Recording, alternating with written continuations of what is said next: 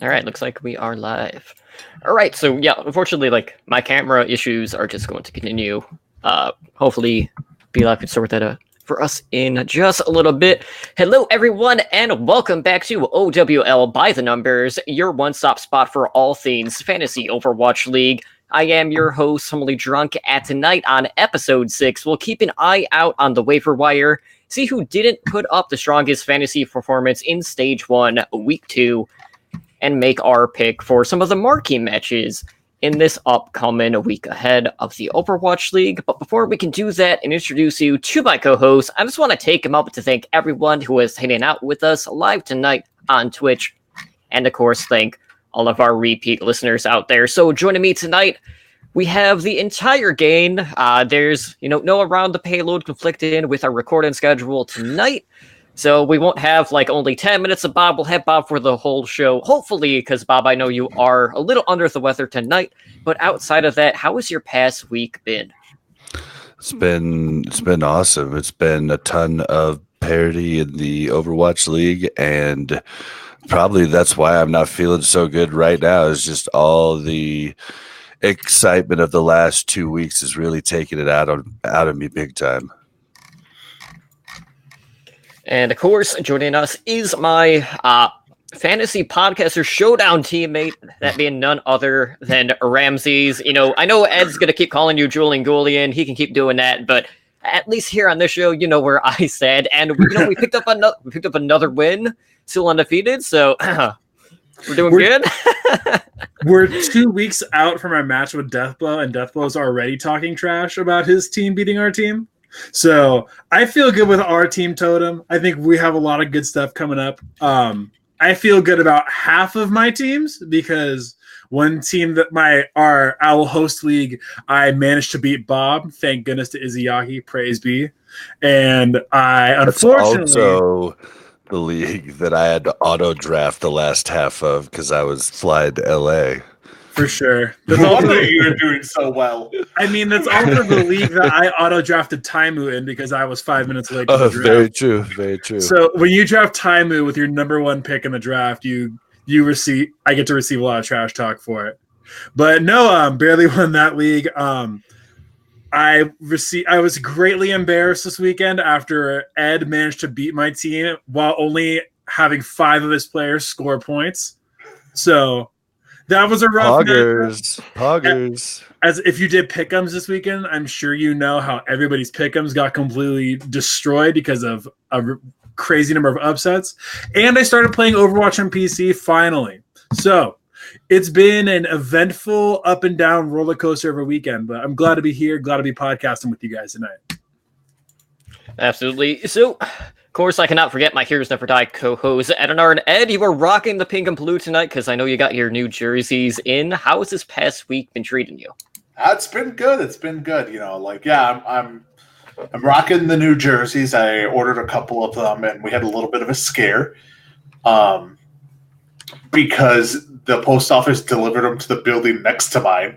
And God bless the heart of the sweet old lady in the building next to mine who walked them over, rang my buzzer, and delivered me my jerseys. I'm like, thank you. How much better would it have been if you just saw the old lady sporting your jerseys all around your complex? I'm like, this old lady's rocking a Godspeed jersey. What the hell? But no, I was trying to find a crown to wear tonight because I went 3-0 this week. I won in every league I was in. I even didn't need a full team, like Ramsey said, to beat him.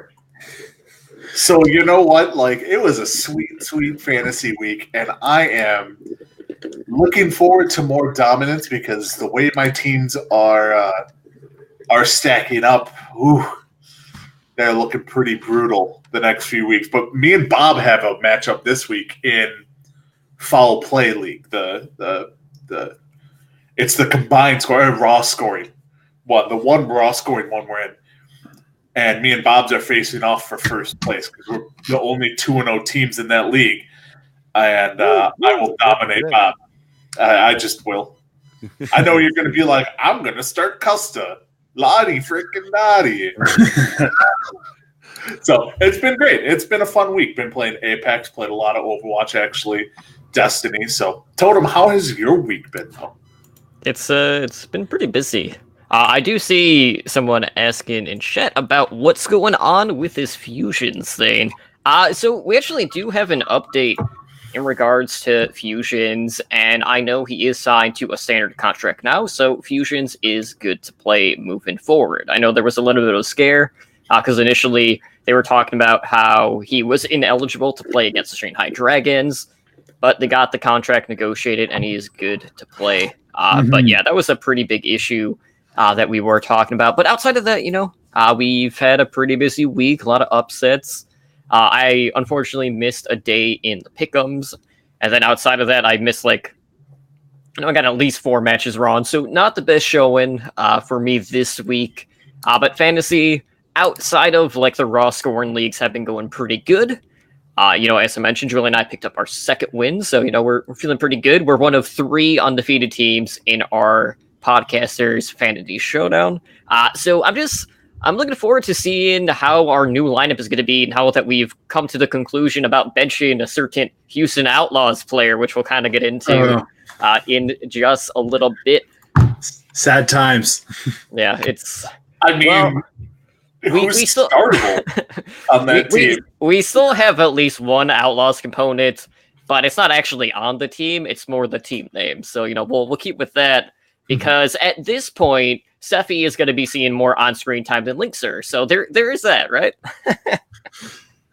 At what point does Flame just finally decide, I'm going to come out here and I'm going to carry the team by myself and then try and play, just so that he can finally prove all of his haters wrong live on stage? He's not that good. Neither are they. That stops anybody. I mean, it's like, hey, Pot, how you doing? I'm black. It's one of those things where, yeah. They have Raucus is good, Dante is good. They need to put Bonnie in and bench Raucus. Bonnie on Zen. I'm telling you right now, it's mean. I've heard that from a lot of people, that Bonnie needs to come in for Raucus. A lot of people have been saying that. Raucus while he's putting up good fantasy numbers, he's a mediocre player. He's just doing weird flanks, getting caught out a lot, dying first a lot. But I saw Bonnie play in that pro tournament, the PTR one Jane put out a while back, and Bonnie was just popping off on Zen. So I'd love to see that swap, and just for them to try it out. It reminds me, Super was streaming with Dante around this weekend, and they were breaking down that Houston versus New York game. And there were certain times where Super would just stop and be like, "What are you guys doing? Why are you guys? You guys have this super huge opportunity? Go kill this! Here, go for it, go!" And then Dante just stares at him blankly and just shrugs for a second. And that survives my whole Houston Outlaw fan experience for that game. Nay all the time. All right, well, let's go ahead and quickly do the rundown of what happened in Stage 1, Week 2. So let's briefly go over the match results from this past week. So on Thursday, we opened up with a London Spitfire defeating Washington Justice with the scoreline of 3-2. We saw Florida Mayhem defeat Philadelphia Fusion 2-1, and we'll go back to that once we go over all the results, because there was a little bit of a change-up in regards to the roster there. We saw the Guangzhou Charge defeat Dallas Fuel 4-0, and then the Seoul Dynasty defeated the Chengdu Hunters 4-0. Moving on to Friday, we saw Atlanta Reign defeat Toronto Defiant 3-1. New York Excelsior defeated Los Angeles Valiant in a 5-game series. And then Shanghai Dragons picked up their first win in Overwatch League history by defeating Boston Uprising at 3-1. So, pretty big moment, at least for that franchise. Mm-hmm. Even brought, a little bit of tears to some of the fans in the audience, which has been a weird talking point for a lot of people.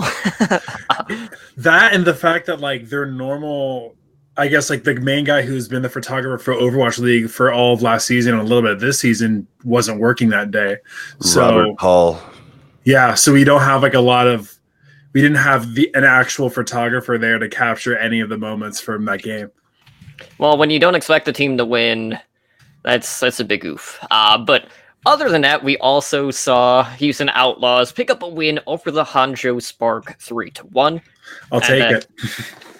You got to take your wins where you can get them if you're Houston. So moving on to Saturday, we opened up with Paris Eternal defeating LA Gladiators 2-1. Dallas Fuel defeated Philadelphia Fusion 3-1. Vancouver Titans defeated the Guangzhou Chards 3-2. But we also saw the Chengdu Hunters defeat Florida Mayhem 3-2. So wrapping up the week on Sunday, London Spitfire defeated the Hangzhou Spark 3-1. New York Excelsior 4-0'd the Houston Outlaws. Toronto Defiant defeated the LA Valiant 2-1. And then the Vancouver Titans picked up a big win over the San Francisco Shock 3-1. So looking back, there was a pretty noticeable exchange in regards to the Philadelphia Fusion, where we actually did not see Boombox play at all in week number 2, and in his place was Elk, who is one of their two-way players, so we can kind of, bounce between Overwatch League and Contenders. So we got to see Elk playing the flex support role, so we did see a ton of Zenyatta play, and if you put, Boombox in any of your leagues, sorry you ended up with a giant goose egg, but unless you were playing Ramses. Unless you played me. And then you come back with the win. Sad times. This is true. But I want to look back at those games. What did you guys think of the Philadelphia Fusion just without Boombox? Because that looked like a completely different team as opposed to kind of like what we're kind of set to expect with Philadelphia. I think it's weird, but I think it definitely points out how important a good Zenyatta is in this current meta. I think it's just Elk had such a crazy task to have to come in. Like, I don't know how many days he had to prepare, but to come in week of on a role that he's not super comfortable with on the biggest stage possible, and then to have to be there to kind of be a linchpin for Philadelphia. I mean, we were talking off stream. It really makes you see how much of like a centerpiece Boombox is for Philadelphia. That like he apparently is the one who's doing a lot of their shot calling.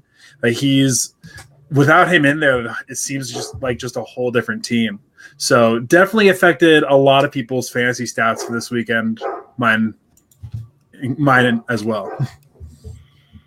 Yeah, I mean, like, here's the thing. Yes, it did affect the rest of the team.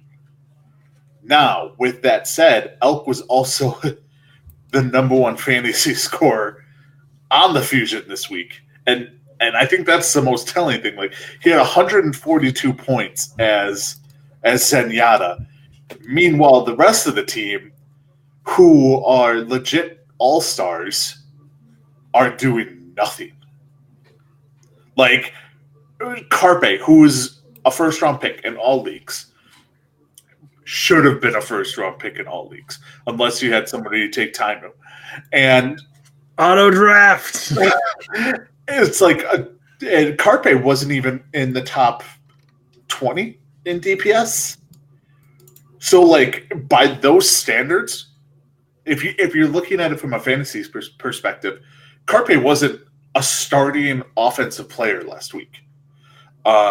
Sato, who was trashed here in fantasy last week. I mean, he scored 88 points, I think it was, at like average 88 points. He had 167 points on the week.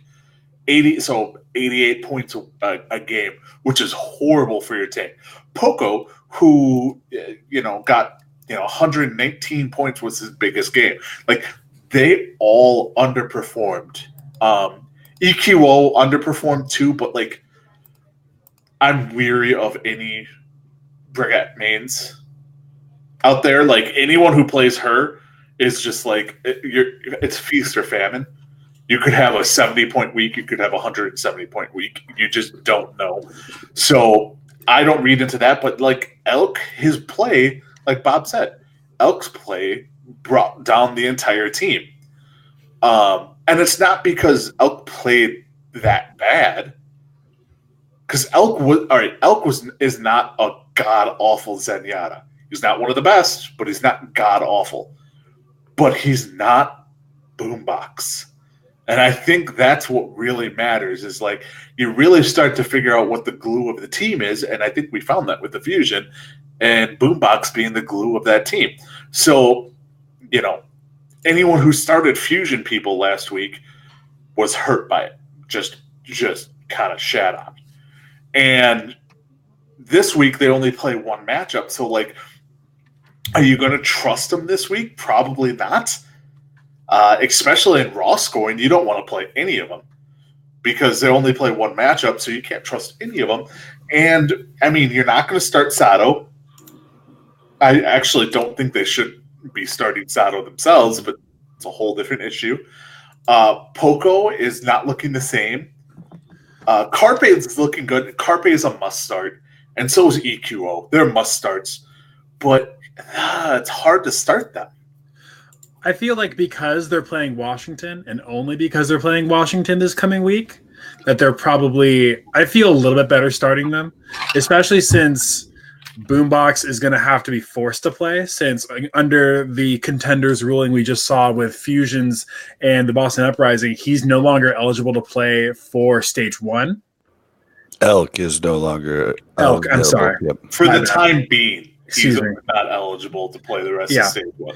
And it sounds like, looking at his social media, that I think they're going to keep him for Fusion Uni. So he's not, they're going to keep him as a two-way, at least for now, it seems to be the plan. So Boombox will probably be back in. Whether or not he's at full 100% remains to be seen.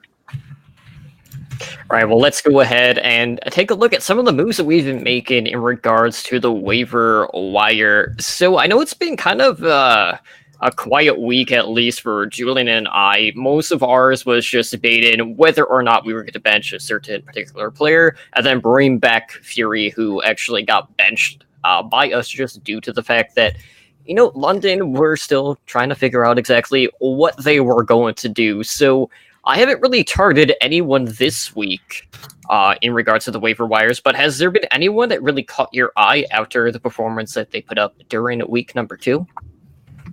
All right, I'll go first on this one. There's a couple that a lot of people were waiting on, and that is the entire Toronto Defiant team. Mm-hmm. like in our league, Bob got Aid. Aid was number 2 in fantasy points last week. Permanent starter with Toronto Defiant as their Zenyatta player and looking amazing. Ivy is another one that looked amazing, but you're starting to get some of these bargain players that a lot of people aren't keeping an eye on. Like I'm actually starting this week in one of my leagues. I'm starting Guido from the Washington Justice. It's a Zenyatta player, full-time starter, not losing his spot. You know, not a bad pickup. Yeah, you want to start moving towards the Zarya players. Like, that's the thing. Like, you want to start, like, we all thought going in the off tank that was going to score the most points of the Diva players. And that's how we drafted, because you saw the Space and, Meko and Fury and all that. But when we really should have been doing, like, hey, can I get Sinatra and Ivy and Nene on my team? You're looking for these Zarya players. So just keep an eye out for who's playing Zarya on every map and who's playing Zenyatta. And if they're available, pick them up. I'd also say, who was a decent pickup, at least that I'm seeing on a lot of waiver wires, is Tavik. I think in both of those games, I think as a brick player, correct me if I'm wrong, weren't his stats in like around 130, 150? Let me see here real quick. I'm having trouble getting the stat sheet up. Tavik's points, he scored, his best week was 144. So decent. He's one of those players that, like, you're not quite sure if you want to start him, but if you drafted, crap players that not crap players, but players who turned out not to start. He's somebody you can go on and pick up and then plug into your lineup.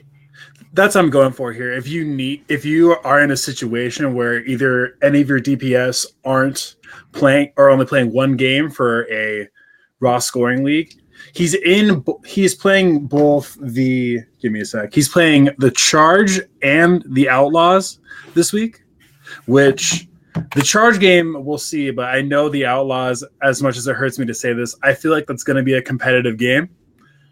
So I think that Tavik is interesting. I'm not sure he's worth DPS 1 material, but if you need a DPS 2 or if you need somebody to slot in at the captain role, he's definitely someone to consider. Yeah, I don't know. It's hard to say who you could pick up in your leagues and who you can't because we're normally in fantasy you would have an ownership percentage and that would let you know who's not owned in the majority of leagues, and then we could really tell you who to pick. But shot in the dark, Aid was a really good pickup for me last week. I'm sure he's on the, he's very, very possibly available in a lot of your leagues, and so I would look at them. Let me ask you guys this: Guard. What do you guys think of Guard? Because he's a hot name. Because Birdring seems like he's been basically relegated to the bench. But is Guard startable? Guard may be pick-upable. Is Guard startable in any of your leagues? Because I even went back and looked, and because we went through the waiver wire, and he's still available in I think 2 of our 3 leagues. So Bob, what do you think? Is Guard startable? He's pick-upable at the moment, but not startable until you're sure that Birdring's not going to come in. It could be that they were just sitting him. Because if he's a two-way, it's just no good. It definitely is a situation to keep looking at. London do only play 1 game. Yeah, they only play 1 game this week, so he's not somebody to pick up in a raw scoring league yet. But regardless, I think you can be comfortable to, at least for the time being, if you have to drop Birdring, it's not the worst thing in the world to drop him to go get somebody else this week. Guard's someone to look at, though. It definitely seems like his Brig play was much better and much more productive than Birdring's. Yeah, I don't know, though, because I haven't really trusted the Sombra specialist, because that's primarily what we've been seeing him on, and London don't always run that sort of strat. So in a lot of situations, Guard might only be coming in for 2 out of 4 maps, as opposed to someone that's going to be in there full time.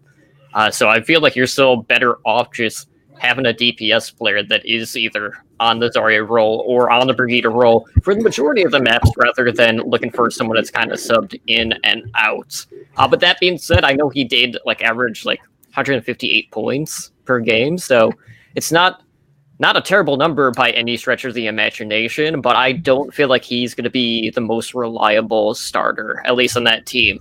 But that being said, Birdring, I don't imagine London are going to be starting Birdring anymore, because they kind of tested the waters. They moved Prophet from the Brigitte role over to the Zarya, and now London is definitely on the rebound, and I expect them to keep with that now that they basically evened out how they are doing as a team. Yeah, I think personally, Birdring droppable in all leagues. Mm-hmm. Because the thing is, that's one thing that is in bounty. There's a bounty of DPSers, offensive players out there. And Birdring is not worthy of being on your bench. And let's say the meta changes and they start playing Birdring, you can pick them back up, but you're also going to be able to pick up all sorts of other people. So if you have Birdring on your team, 100% droppable for somebody else. If you drop Birdring and pick up Guard, that's probably a decent pickup right there. All right, well, let's go ahead and take a look at some of the people that really stood out in the past week, or didn't really put up some big numbers. So we're going to take a look at some players that are more on the bottom end of the scoring, at least from this past week, and let you know whether or not we are vouching for this player. I'll let you know if it's time to basically, set them loose, set them free. So Ed, Boston Uprising has been a pretty big talking point in regards to the tank rotation, what's going on with fusions, all of that.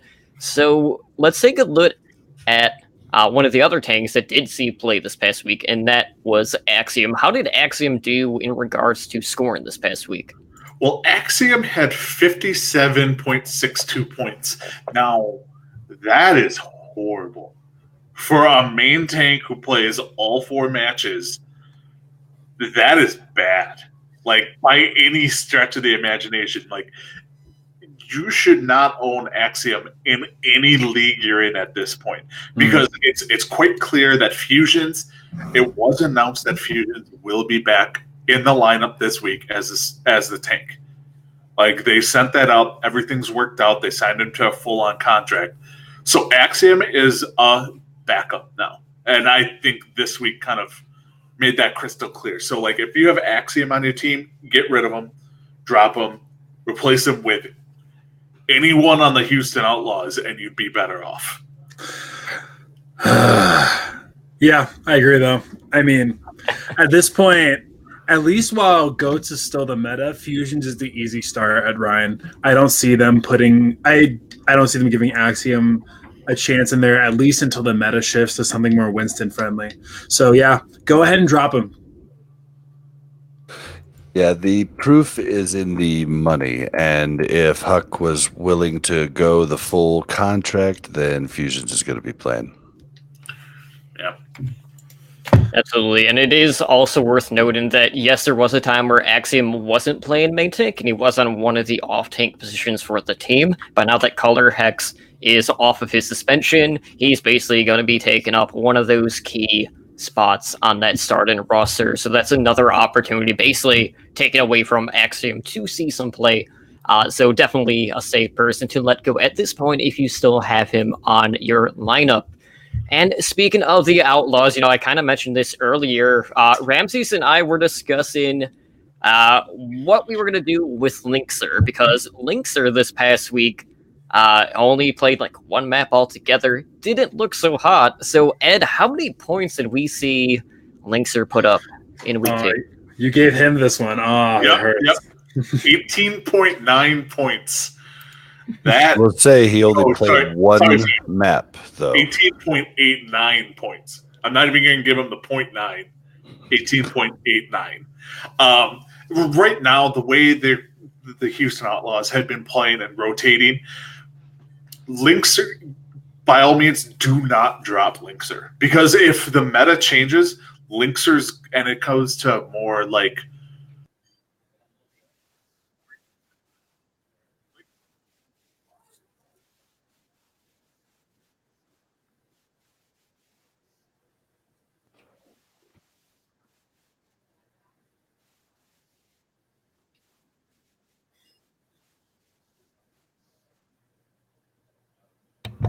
Bye, Ed. That dropped. Yeah. We'll bring him back in as he reconnects.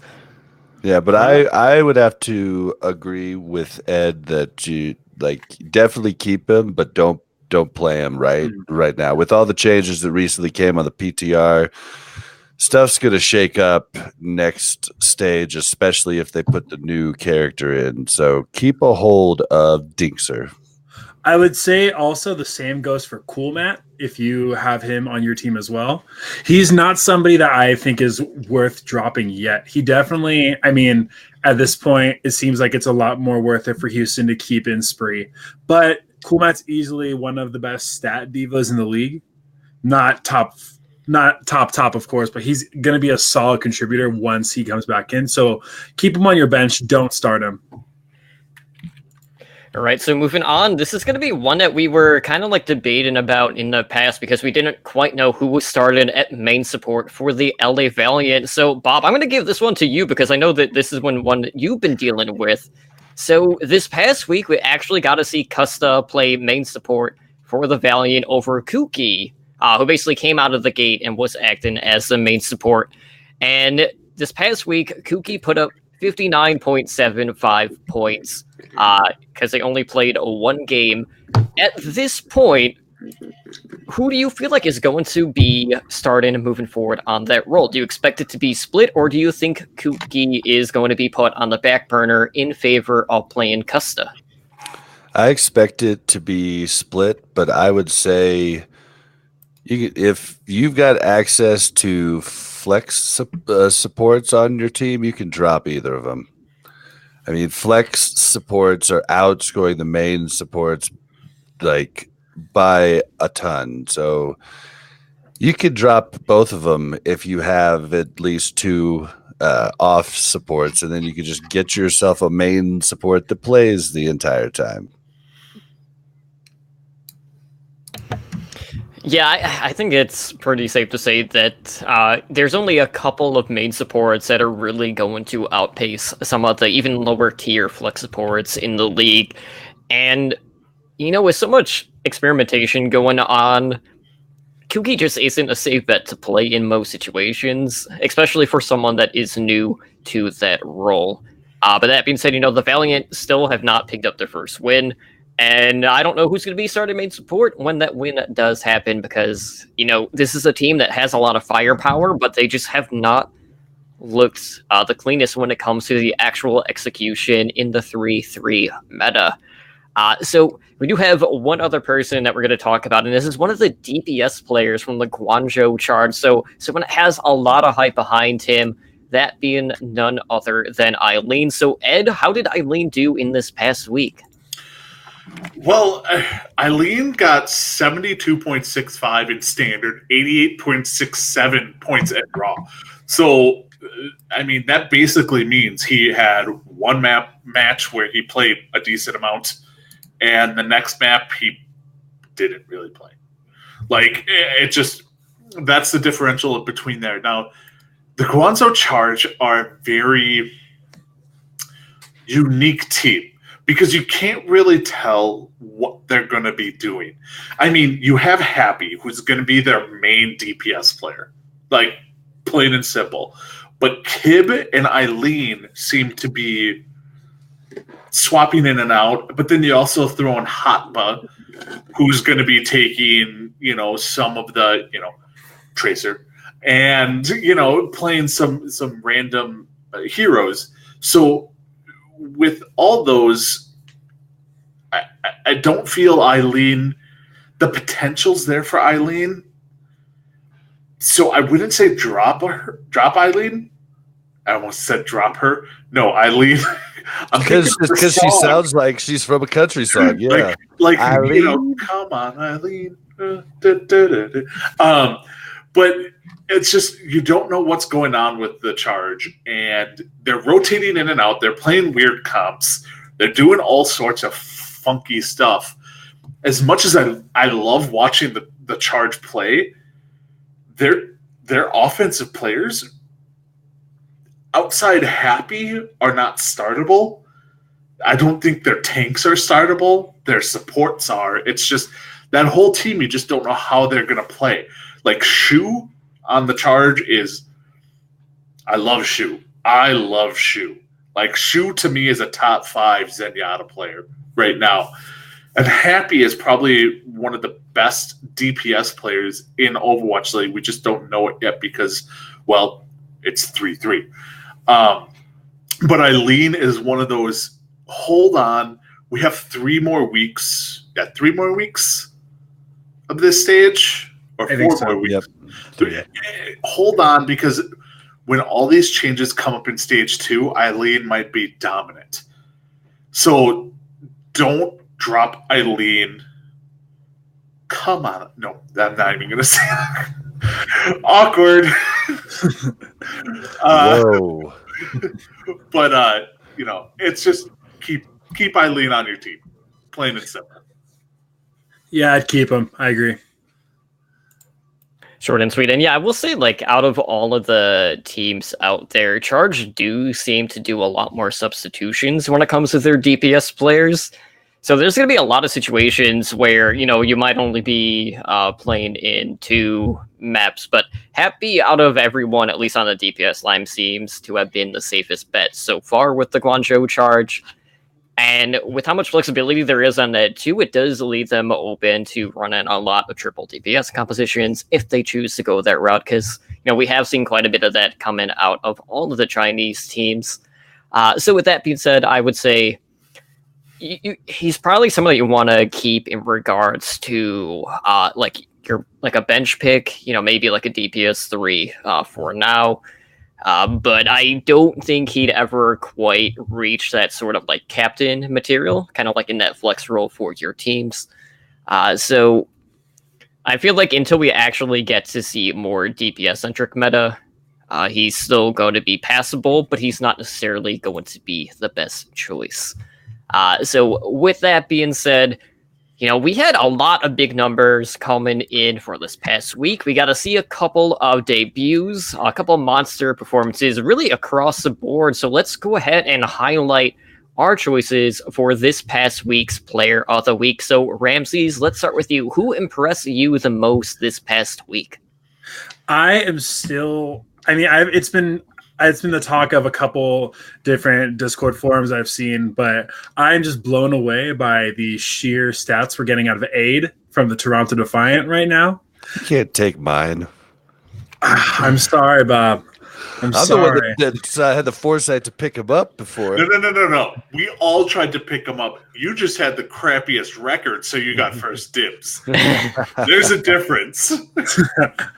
Aid's been a monster. And this is a guy who's coming in and filling in on flex support for Neko, who comes back this week. Aid is normally a main support player. So, this week he had, for best game, he had 239.06. For combined, he had 417.95. So the guy is putting up monster numbers, and he's actually going back to his main position this week. So because he's a main support, we might see a little bit of a drop, but I don't think it's anywhere near enough to take him out of your starting line. And even then, aside from, the Toronto Defiant are a team that are very competitive and a team that's going to be in a game for most games. I definitely think that this week's games, they're going to put up a little bit of a fight. Granted that my favorite team got absolutely rolled by New York, so I don't know if I should be the one saying it. But I think Aid's definitely my player of the week, and I'm eager to see what he does this week, going back to his normal role. All right, well, I'll go next. One has to notice, being on one of the worst teams record-wise in the league, Izzyaki is killing it. So in fantasy, Izzyaki is destroying things where, that just kind of that's how fantasy works. Like, there's lots of times that the top performers are on bad teams. I'm not saying Valiant's a bad team, but they're doing bad. Yeah, no, Izziaki's a great one, and I wanted to pick Izzyaki, but then I'm like, did he score all those points because it's the match 5 situation. They went to 4 games with Toronto, but they went to 5 with New York. For me, my player of the week is Violet. Violet showed why Sleepy was not needed. Plain and simple. He was the number 4 scorer. So he had 227 points on the week in 1 game. So he was behind Izzyaki, Aid, and Ivy. And this was his first match in Overwatch League. First match he's ever played on the stage in front of everyone, and he went off. So it's one of those things. If you can try and trade for Violet, do it. Violet was a beast. I'm concerned. I wanted to go Aid, like Ramses did and Bob did, obviously. But the problem I have with Aid is, like Ramses said, he's moving back to main support because Neko is going to be the off support. So you're going to see a very drastic fall off from Aid. Like, if you're out there and you have Aid on your team, sell super high on Aid. Get a stud for Aid because, in the next few weeks, his performance is going to just plummet because it's not because of bad play or anything like that. It's they just flat out don't get the fantasy points that a Zenyatta does. Like, a Lucio is not going to outscore Zenyatta really ever or anything like that. So, yeah, if you have Aid, sell high. Izayaki, amazing. Violet, amazing. To me, they're those two and Shu are just after Jonak for Zenyatta in the league. So I don't know. Totem, what about you? I would easily say Violet was the top choice. And what was interesting is I know in our OWL Fantasy one, I know Slambo, my soulmate was starting Sleepy, and I had Violet on my team. And needless to say, it's pretty obvious who came out ahead on that one. Violet across the board, we didn't see like the fragging potential that I really expected out of Violet, but the Transcendence healing was off of the charts. And you also have to look at the counterpart in that series because we did have the Shock going up against the Titans. And Twilight put up some monster numbers as well. And Twilight ended up being the fourth, at least total points. I know we put up like, let's say it was like 212 in regards to average best points with a combined of 371. So pretty much across the board, both of the flex supports in that game put up monster numbers. And it was just a great series all around. So, if you're one of those people that are holding on to Sleepy right now, I would say it's probably time to look for another flex support because with the way that, Violet is just coming in and making an immediate impact, you can't really see Sleepy coming into that many situations where he's going to be seeing some play. So I have to think, like, moving forward, it's going to be Violet started pretty much full-time at this point, and it's for a good reason, too. I mean, it has to be. Violet has to start. Like, if you haven't so Captain Planet did like some weird stat related Q&A on his Twitter today, and there were some questions about Zenyatta's, and one was who generates the ultimate the fastest, who provides the most healing for their trance. Violet was number 2 on the year in healing done on his trance, and he generates his ult the quickest of anyone in the league. Those two stats are massive in this meta because the Zenyatta trance can negate so much with the Zarya Graviton or the Diva Bombs or the combo of those two. So like the fact that he can get those trances up faster than anyone else in the league is gigantic. So, yeah, Violet is 100% the starter in San Francisco. Sleepy is just not startable. Definitely. I agree. All right, well, let's go ahead and take a look at some of the marquee matches for this upcoming week. And Bob, you're kind of going to be like on a hot seat for this one in pretty much all of them. So we'll get your picks first, and then we'll deflect it to someone else. So as per usual, we're keeping it where we are choosing one match per day. So we'll be going over 4 games really quick. So on Thursday, let's take a look at the San Francisco Shock game where they're going up against the Hangzhou Spark. So Shock just coming off of a loss to Vancouver Titans, who improved to 3-0. And the Hangzhou Spark, after a hot start, dropped both of their matches in this past week. So, Bob, which way do you think this one is going to go? San Francisco Shock are the team that I called that they were before the year started. They're going to be playing Ring Around the Rosie with their players. Their players are going to be getting pissed off about it. The whole locker room's in a shamble. Sinatra is toxic. Spark wins. I don't know if I'm willing to go that far. I personally That's okay. You don't have to because I did. I love you, Bob. I don't know if I'm willing to go that far. I think what we're forgetting here is just the Spark came on stage last week and they looked lost. It looked like a different team than the one that played week one. We know their players are talented and we know their players could win games, but it definitely just seemed like either the synergy or just the player attitudes, something wasn't clicking last week. So if the Shock have gotten it back together over the past couple of days and they come in against San Francisco with momentum and they're fired up and ready to go, I think it'll be a close game.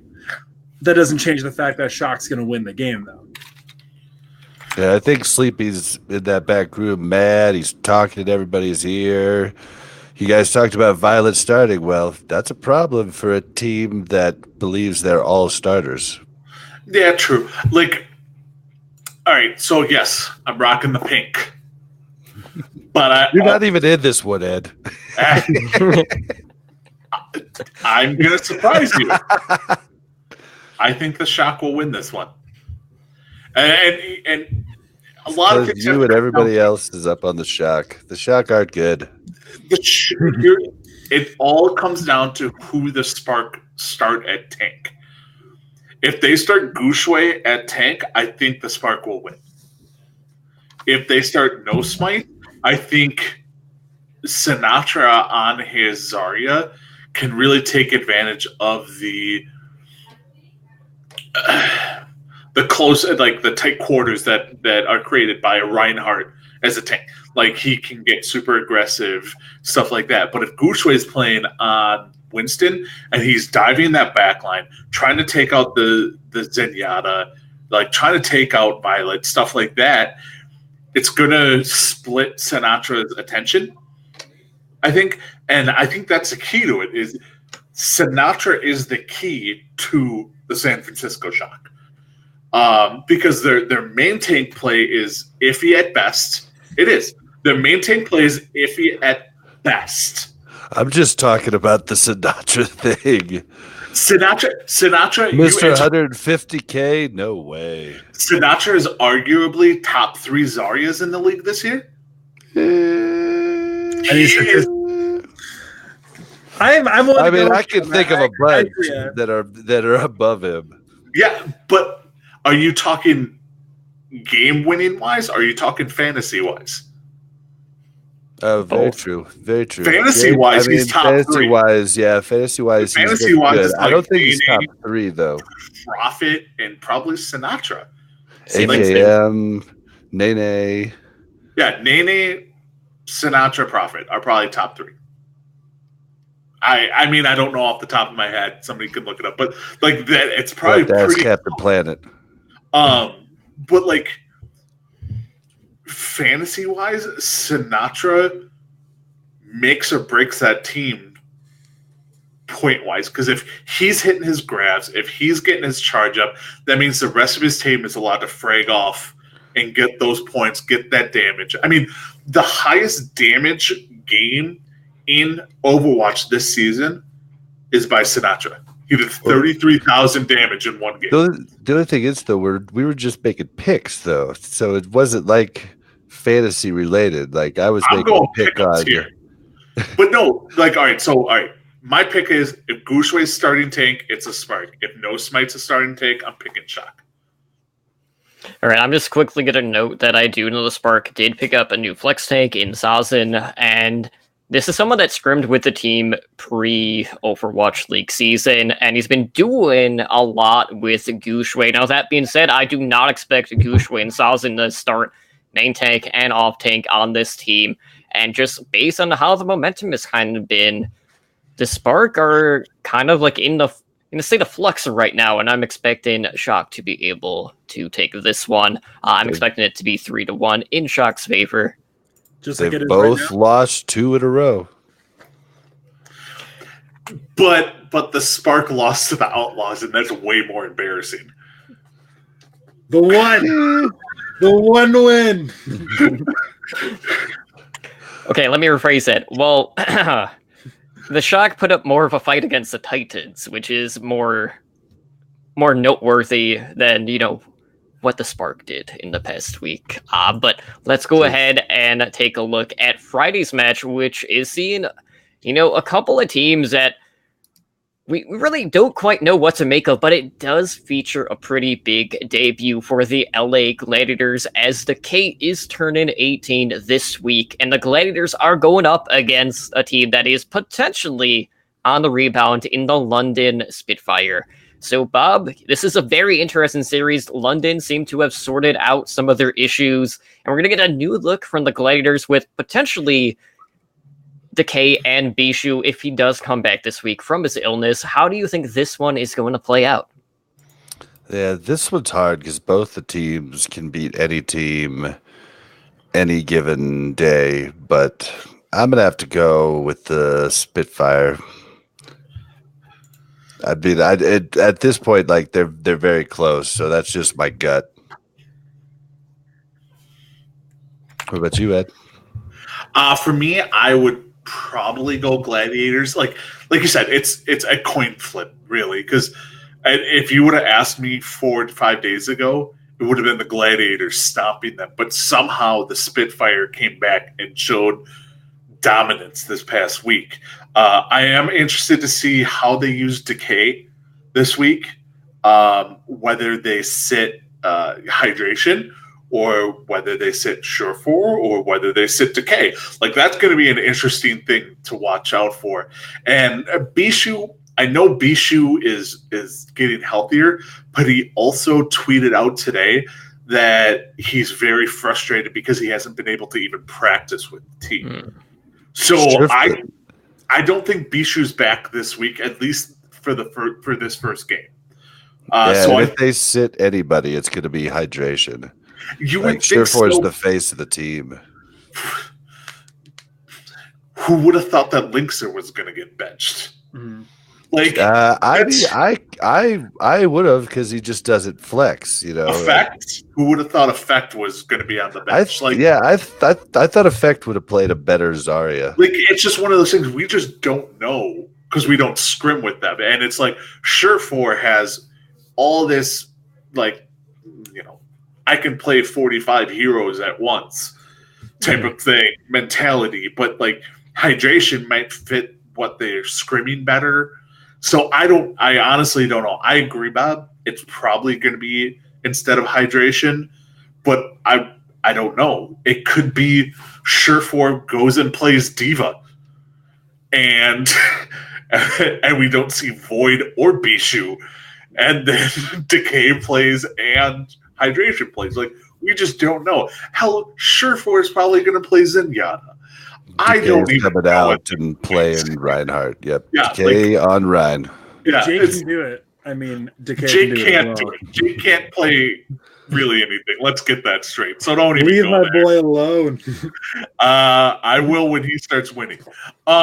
Like he did over the Spark, or sorry. You're below the Shanghai Dragons. The only thing Jake is beaten is the desk. Yes. But yeah, this match is a coin flip. It really is. It's a toss up. I think the Gladiators will pull it out, but there's an argument to be made for both. I don't know. Definitely. So another one of those matches that seems to be a coin flip with a lot of people is Saturday's match between Paris Eternal and the Atlanta Reign. So these are two expansion teams that I'm not going to say like completely have surprised everyone, because we did have pretty high expectations for Atlanta, at least with their DPS core, but Paris have come out. They've looked to be one of the better 3-3 teams, and they played a very close series against the LA Gladiators this past week. So, Bob, let's start with you. Who do you think is going to win this one between Paris and Atlanta? Oh, this one's tough. I mean, my brain tells me Paris, but my defranism tells me Atlanta Reign. And I mean, like, it's just hard to, like, if he could actually do like a bit of Torb, he could tear their goats up. I mean, Paris just plays goats. So, at least from what we've seen. So, I don't know. But they've played it so well, it's hard to bet against them. But I got to go with my boy, DeFran. Yeah, see, this is one that I'm very conflicted by because Atlanta throws a lot of different looks at you, which aren't necessarily meta breakers by any means, but it's also not anything that people are running to. So it's kind of hard to really evaluate how they are as a team. But I will say what we've seen out of Paris, Ben Best out of the majority of the main tanks in the league, came in and was a lot better than what I was expecting from him, just based off of the past things that I have seen. And on the front line, I'm going to give the nod to Paris in this case. I will think Atlanta is going to put up a very good performance. This one is, in my mind, definitely going to go 5 maps because I do see Atlanta coming out with some of the off-kilter strategies, running Dafran on the Torb. And Dafran Zarya has looked really good. It's just a matter of, can Atlanta actually win the frontline battle? And I feel like the shield presence from Ben Best is going to be what wins it for Paris Eternal in this one. But I'm expecting fireworks one way or another. It'll be a good game for sure. All right, well, on Sunday, we have a pretty big showdown between the team that is currently at the top in the New York Excelsior and a team that has seemed to be making some moves lately in the Seoul Dynasty. So we still have a couple of question marks about the Dynasty. And New York have looked really great at times and then have looked bad even winning at other times. So, Bob, which New York are we going to get? Are they to come out and flex on the Dynasty, or do you see this one going a different way?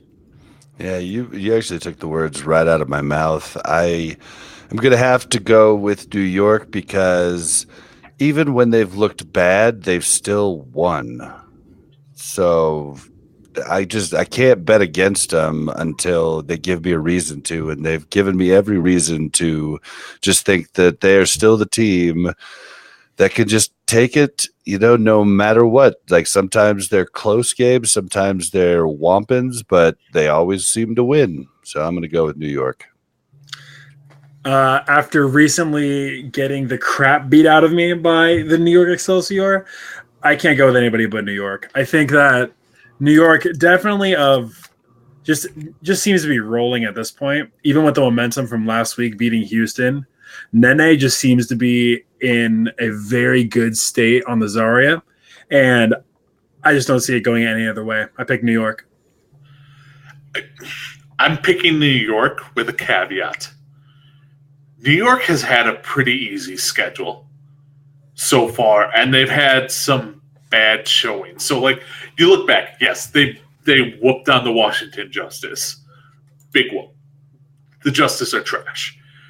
They went 2-1, so they lost a map, tied a map to the Boston Uprising. They went to map 5 versus the Valiant. They foiled the Outlaws. But, you look at it, the Outlaws and the Justice are not good teams right now. So the Toronto Defiant and then the Seoul Dynasty this week are the first two, actual semi-tough matchups that New York's is going to have to face. Toronto, the way they've been on a roll, I wouldn't be surprised if Toronto beats New York. New York versus Seoul is going to be amazing because who knows how Seoul is going to play against New York, because it's going to be a hit or miss type of thing, and how well New York actually plays against a decent team. New York could go 2-0. Wouldn't be surprised this week. New York could go 0-2, and I'd be like, okay, I can see Toronto and Seoul actually winning this week. It's just we don't know how New York is actually as a team, just because they haven't been playing the better teams, the best teams out there. They're playing in the bottom 8 teams, 6 teams. I think in our power rankings, they faced 4 of the bottom 6 teams in the Overwatch League. That doesn't scream good competition, whereas Toronto and Seoul are both in the top 10. So it will be a very showing week for New York. I still think New York will win because, they have insane amount of skill. But I think we're going to see what the true New York Excelsior are and see if they're truly beatable or not. Yeah, As the rest. Oh, go ahead. No, Totem, you hit us. Yeah, I was gonna say, like, this week is definitely gonna be very telling of how good New York is, or just how shaky then can be against some of the better competition. I do quickly want to note, though, before Julian chimes in here, that for both of these teams, this is their second match of the week. I know Dynasty opens up their week facing the Boston Uprising, who we know are going to have fusions in the lineup, so they're going to be at their full strength. But yes, that Toronto versus New York game is another one. It definitely has that upset potential. But I will say, when it comes to the setup, using the Shatter with the self-destructs, I feel like Mono and Meko do a better job at actually setting that up in regards to that combination over the rest of the teams in the league. And for that reason, I'm probably leaning a little bit more towards the Excelsior in this one. Yeah, I agree. I think Seoul's still, even in their wins, has looked a little shaky at times. I think they're still trying to get that synergy tight and locked in. So it'll be a good game, but I still think New York is going to take it. You can't discount the Fissure chaos factor. Like, Fissure could just go and, like, get in one of those modes in the game and be like, I'm going to 1v5 you and win. Yeah, but his Ryan hasn't looked the best this It season. hasn't, but we know it's there. Like, we just know that Fissure's Ryan is awesome. Like, I know his monkey's awesome. I'm still on the fence on his Ryan in the GOATS meta. Yeah, I mean, who says they go with Ryan, though? Like, he could go monkey and just start wrecking. It's one of those things. Unless the other team goes Ryan. That he just threw. He could be. It's just you don't know what we're getting out of Seoul. We just don't. Because, I mean, what if they're just like, screw it, Bai Hong, you're going to go on Anna. And he just starts wrecking on Anna. Because, I mean, consistently, he's probably the best Anna out there. Or Michelle. You could have Michelle being like, okay, Michelle, we're not going to run Diva at all. You're just going to play Sombra the entire time. And Michelle just runs around on Sombra destroying New York because they can't counter it. It's just Seoul is the wild card that we just don't know what they're going to do. And they could win against New York Excelsior and then lose against the Washington Justice. And we just don't know. And that's what makes predicting games with them in it so impossible. So, I don't know. I'm still going with New York because I'm not an idiot. But I would not be surprised if Seoul pulls this one out.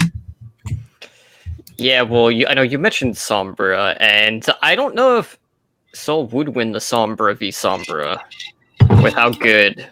Who says it has to be Sombra v Sombra?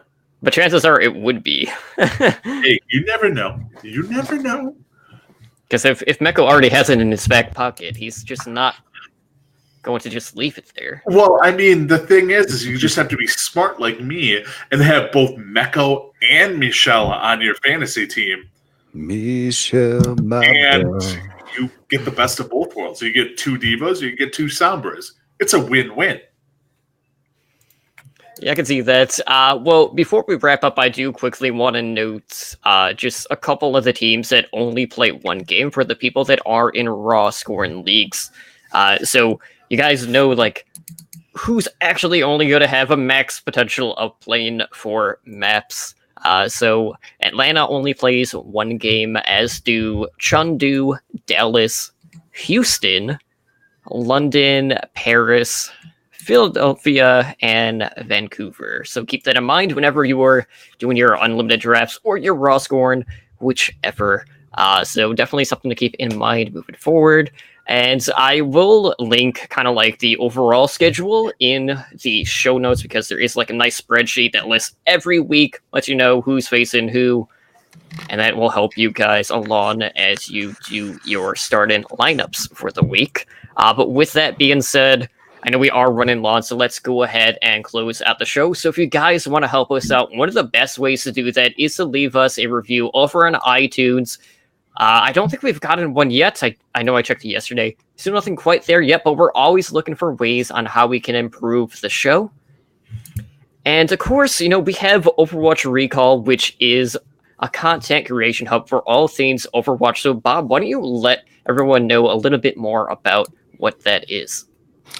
Overwatch Recall is a listing of all podcasts pertaining to Overwatch, Overwatch League, Overwatch Path to Pro, just everything Overwatch podcast related. You can find a listing at owlnshow.com/OW Recall. You can also follow us on Twitter at OW Recall. All right, and every Sunday we do release the episodic listings, so keep an eye out for that. And something else I do want to note is I am planning on doing like a release calendar of all the active podcasts that will link like what day the new episodes are traditionally released, just in case, people don't know when that stuff is going out. Because, sometimes someone skips a week, but it's a good indicator of when something will normally start to show up in the podcatchers. But with that being said, Ed, we have a number of different ways how our listeners can get a hold of us. So why don't you let them know how they can contact the show? All right. Well, you can reach us through email at contact@owlnshow.com. We do have a website. That's owlnshow.com. We have a YouTube, and that's youtube.com/C/Overwatch League Network. We put all our episodes for all our shows up there. Spider puts up episodes. We have our weekly power rankings.